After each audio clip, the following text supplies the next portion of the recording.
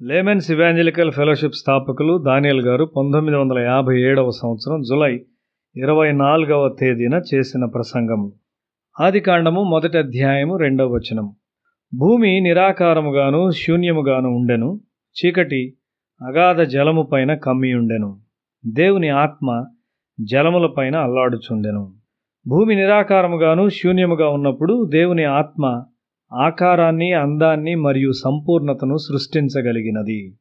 లోకం ప్రస్తుతము ఉన్నటువంటి పరిస్థితిలోనికి వచ్చినట్లు దేవుడు ఆజ్ఞాపించాడు. అది అలాగే జరిగింది.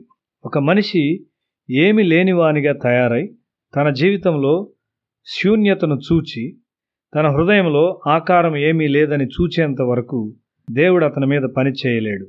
అతడు ఏమీ లేనివాడని, అయోగ్యుడని మనిషి తప్పక తెలుసుకొనవలసి ఉన్నాడు. ఈ గ్రహింపులోనికి వచ్చుటకు ప్రార్థన అతనికి సహాయం చేయును. యేసును ఎరుగక ముందు మనిషి తాను ఒక గొప్ప వ్యక్తి అని, ఇంకా ఎక్కువ గొప్ప వ్యక్తిగా తయారవ్వాలని కోరుచుంటాడు. భూమి యొక్క గొప్ప శూన్యతలోనికి దేవుడు వచ్చాడు. నీవు ఏమీ లేనివాడవని తెలుసుకొనుటకు యేసునొద్దకు వచ్చుట మంచిది. ప్రార్థించే ఒక మనిషి తాను స్వయంగా ఏమీ చేయలేనని అతి త్వరలో తెలుసుకుని స్థితికి వచ్చును. భూమి మీద ఒక మనిషిగా జీవించుటకు వచ్చినప్పుడు యేసు ఈ స్థితికి వచ్చాడు. ఆయన భూమి మీద ఒక మనిషిగా జీవించాడు. నా అంతట నేనే ఏమీ చేయలేను, నేను వినున్నట్లుగా తీర్పు తీర్చుచున్నాను. నన్ను పంపిన వాని చిత్త ప్రకారమే చేయగోరుదును గాని నా ఇష్ట ప్రకారము చేయగోరను గనుక నా తీర్పు న్యాయమైనది. యోహాను సువార్త 5వ అధ్యాయం 30వ వచనములో ఇలాగూ రాయబడి ఉన్నది. నీవు స్వయంగా ఏమీ చేయలేవు. దేవుని ముందు మనము ఏమీ లేనివారముగా ఉన్నామని ప్రార్థన మనకు నేర్పును. నీవు నన్ను ఫరో యొద్దకు పంపుటకు నేను ఎవరిని అని మోషే చెప్పాడు.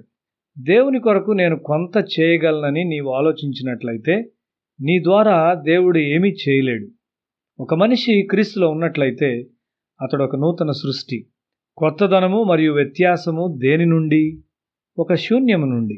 ప్రభువా, నాకు ఏమీ తెలియదు, ముందు నీ కొరకు నేను ప్రయత్నించిందంతా ఏమీ లేదు అని చెప్పు స్థితికి ఒక నిజమైన క్రైస్తవుడు వస్తాడు.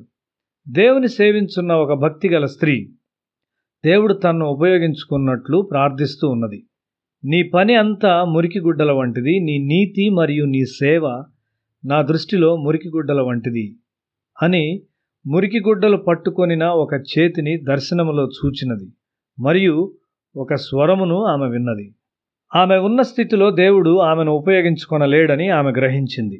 నిన్ను గూర్చి నీవు దీన్ని గ్రహించినట్లయితే దేవుడు నిన్ను పట్టుకొని బోధించి రూపించి మరియు ఉపయోగించుకొనగలడు. అంతా శూన్యముగా ఉన్నప్పుడు దేవుడు అందముగా భూమిని అలంకరించి మనిషి కొరకు ఒక అందమైన నివాస స్థలముగా దాన్ని మార్చివేశాడు. తన సొంత పోలికలో దేవుడు మనిషిని చేశాడు. దేవుని స్వభావం అంతటినీ మనిషి కలిగి ఉండునట్లు దేవుడు కోరుచున్నాడు. అది లోకం ఇంకా చూడవలసి ఉన్నది.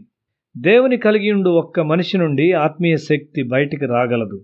ఎవరి శరీరం అయితే గాయపరచబడినదో, ఎవరి చేతులు మరియు కాళ్ళు మేకుల చేత గుచ్చబడినవో ఆ విరుగగొట్టబడిన క్రీస్తునకు మనము చెందిన వారము.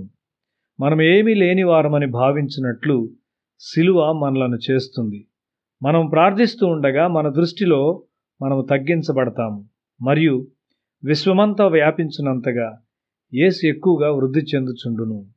నేను మీలో, మీరు నాలో అని ఆయన చెప్పుచున్నాడు. ఆయన నీ కొరకు విరగ్గొట్టబడినాడు కాబట్టి ఆయన నీ యొద్దకు వచ్చును. నీవు ఏమీ లేనివాడవైనను సమస్తమై ఉన్న ఆయనతో కలువగలవు. ప్రజలు క్రీస్తును నీలో చూడగలరు.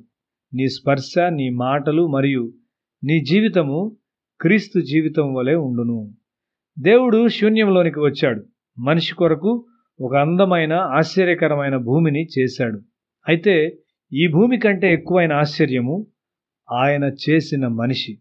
ప్రార్థన మనలను దేవుని ముందు ఏమీ లేని వారినిగా చేయును. ఈ శూన్యములోనికి దేవుడు వస్తూ క్రీస్తు పోలికలోనున్న మనలను నూతన సృష్టిగా చేయును.